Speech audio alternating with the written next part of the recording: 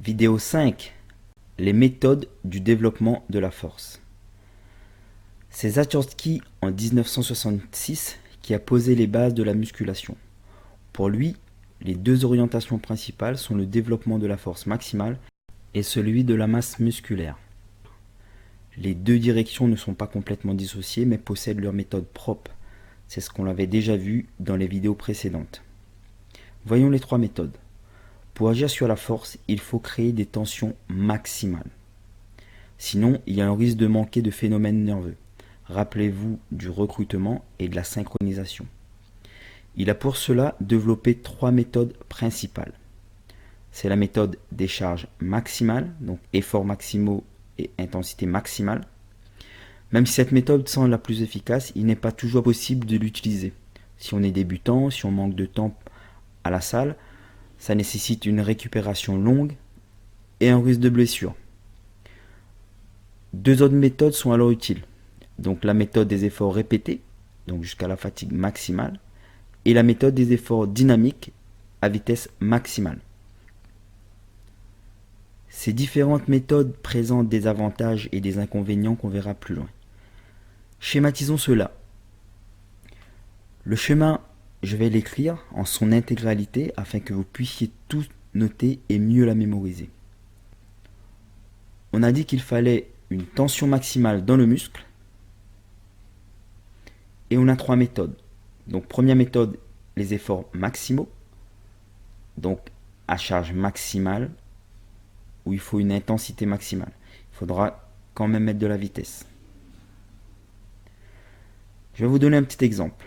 Ici, on est en 3 à 6 séries de 1 à 3 répétitions. Intensité comprise entre 90 et 100% de son 1 RM, avec 5 à 10 minutes de récupération, ou plus, parce que cela dépend de la personne. On est tous différents. Ensuite, on a les charges non maximales. Donc on a la deuxième méthode, donc les efforts répétés, jusqu'à la fatigue musculaire. Je vais vous donner un petit exemple. Donc c'est pareil, 6 à 10 séries, de 6 à 10 répétitions, à une intensité environ de 70% de son 1 RM, avec 3 à 5 minutes de récupération. Et là, comme à chaque fois je vous dis pour la récupération, ça dépend encore des personnes, des individus. Donc ici, on est sur un travail quantitatif. Puis, on a les efforts dynamiques, donc à vitesse maximale. Petit exemple, donc 3 à 6 séries pouvant aller jusqu'à 10 séries, entre 6 et 15 répétitions, à intensité environ 60% de son 1 RM. Récupération 2 à 6 minutes, donc toujours pareil, récupération longue. On est également ici sur un travail qualitatif comme sur les efforts maximaux, travail qualitatif. Point très important, prenez-le comme un bonus, c'est sur la méthode des efforts répétés que vous obtiendrez le meilleur rendement force-masse. Mais l'idéal à mon avis, c'est d'alterner les différentes méthodes, mais là encore, selon ce que vous recherchez, selon votre activité, selon votre programmation. Voyons maintenant les avantages de ces méthodes.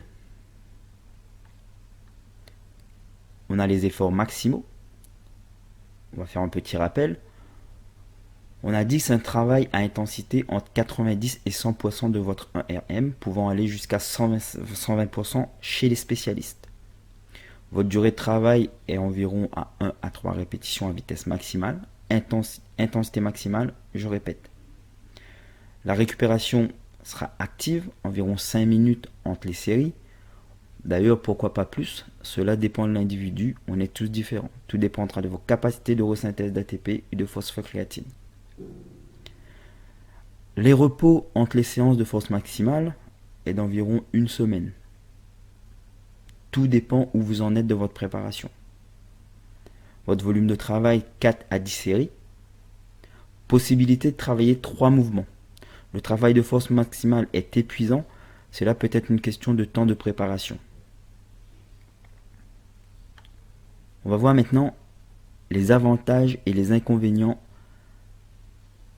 de la méthode des efforts maximales. Donc avantage, gain de force important, impact sur les mécanismes nerveux, peu de séries et de répétitions. Inconvénients, charge lourde, besoin d'aide, besoin de sécurité. C'est pour les athlètes confirmés et avec une récupération longue. Donc sur cette méthode-là, je le répète encore une fois, prise de masse limitée.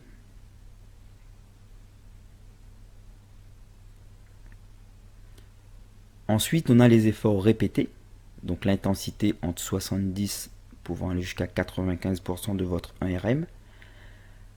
Répétition entre 6 et 10 RM. Alors je vais vous donner un petit bonus sur les efforts répétés. Si vous êtes de type ectomorphe, donc là il faut connaître les morphotypes. Si vous êtes de type ectomorphe, vous faites 6 séries de 6 répétitions. Si vous êtes mésomorphe, 8 séries de 8 répétitions. Et si vous êtes endomorphe, 10 séries de 10 répétitions. Pourquoi? Parce que l'ectomorphe, ici, il est tout simplement, c'est basé sur le coût énergétique. Il fera moins de répétitions et de séries, car c'est une personne, les ectomorphes, qui a déjà du mal à prendre du poids, donc à prendre de la masse. Donc si déjà il a du mal à prendre de la masse, et en plus on rajoute des séries, et en plus on rajoute des répétitions, au coût énergétique, c'est épuisant. Donc on le mettra forcément moins de répétitions et de séries. Donc votre durée de travail sur les efforts répétés, c'est entre 6 à 10 répétitions. La vitesse sera toujours maximale. La récupération sera également active entre 1,30 à 5 minutes entre les séries. Entre les séances, on laissera à peu près 2 à 3 jours. Cela dépend de la lourdeur de la séance, du volume de travail. D'ailleurs, le volume de travail ici sera entre 6 à 12 séries. Vous ferez 2 à 3 mouvements, donc grosse fatigue musculaire à prendre en compte pour éviter les blessures. Je mets volontairement la méthode du 10x10 avec les efforts répétés, qui est une méthode de masse, mais on peut voir que la masse et la force sont intimement liées. Je rabâche, on l'avait déjà vu auparavant.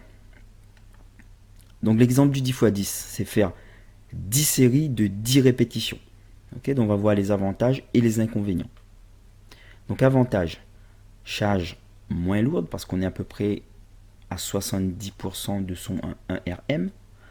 Récupération moins longue et qui peut être adaptée aux débutants et aux sportifs. Les inconvénients, volume important de travail, donc 10 x 10, donc 10 séries. Manque de mécanisme nerveux et une durée de la séance qui peut être très très longue. Mais sur le 10x10, on a une prise de masse importante. Le 10x10 est la méthode de base, mais comme je l'ai dit auparavant, vous pouvez très bien l'adapter selon les morphotypes, selon les personnes. Vous pouvez très bien faire 6x6, 8x8 ou 10x10, à vous de l'adapter.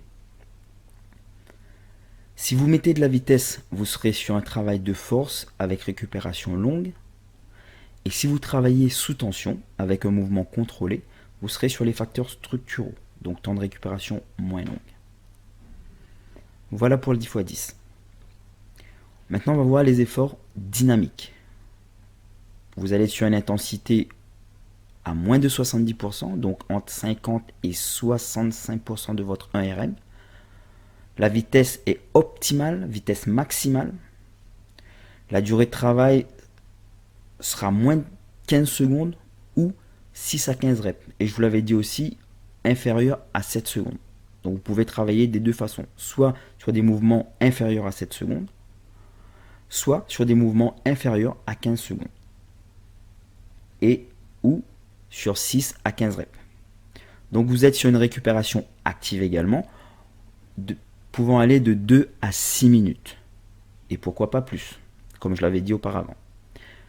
Donc vous êtes sur le maintien de qualité d'exécution, pas coûteuse au niveau énergétique, un volume de travail pouvant aller de 6 à 15 séries, et vous pouvez mettre jusqu'à 4 mouvements dans votre séance. Et là, Vous pouvez l'adapter sur le niveau du pratiquant. Donc ça peut être très bien sur les pratiquants débutants, les sportifs confirmés, sur les ados qui pratiquent des activités comme le hand, comme le rugby, vous pouvez très bien faire des travaux sur les efforts dynamiques. C'est facilement adaptable. On va voir les avantages et les inconvénients des efforts dynamiques. Donc avantage, forcément charge moins lourde et vitesse spécifique. Donc là, comme je vous disais, idéal pour les débutants à faire un transfert sur une activité sportive comme le hand, le rugby ou autre. Les inconvénients, volume important de travail, durée de la séance très longue et de la récupération. Donc, si on a une durée de séance très longue et une récupération très longue, là où ça va poser problème, ça va être au niveau de la concentration de l'individu. Et là, comme on a un travail sur qualitatif au niveau de la force, très peu de prise de masse également. Je vous ai également mis la méthode de la pyramide, donc vous pourrez travailler également en prise de masse ou en force, donc une méthode très connue. Donc au niveau de la pyramide, l'intensité sera variable, vous pourrez le voir, vous pouvez le comprendre. Vous serez entre l'effort répété et maximaux.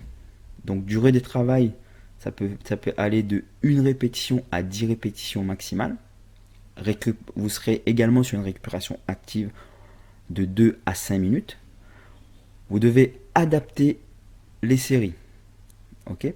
Donc volume de travail, environ 6 séries.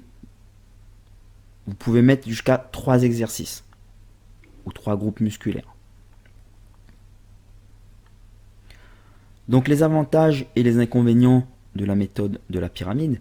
Donc l'avantage, initiation aux charges lourdes. Donc pour les débutants ou les gens qui veulent aller vers la masse, c'est idéal. Travail dans différentes modalités, donc sous plusieurs formes, excentrique, concentrique. Donc les contractions musculaires, on verra ça dans le support masse. Inconvénient, effort maximum sur fatigue, donc mauvais pour une bonne prise de force. Effort répété sans fatigue, mauvaise pour une bonne prise de masse. Donc plutôt utiliser la pyramide inversée. Enfin moi ce que je conseille. Vous allez peut-être vous poser la question pourquoi. Ici c'est l'utilisation de la force. D'abord je recrute et je synchronise, donc facteur nerveux. Puis j'utilise les éléments précédents pour une meilleure utilisation de cette force. Donc de prise de masse sur les facteurs structuraux. Avant de finir, je vais juste vous donner un dernier exemple sur le système nerveux. La fatigue du système nerveux plutôt. Peut-être que cela vous est déjà arrivé. Vous travaillez toute une journée sur votre ordinateur, au niveau professionnel je précise, et en fin de journée vous êtes épuisé, fatigué, et vous êtes en manque d'énergie. Et pourtant, vous n'avez pas bougé de votre siège, de votre bureau. Vous commencez à comprendre où je vais en venir. Oui, c'est le système nerveux qui est épuisé.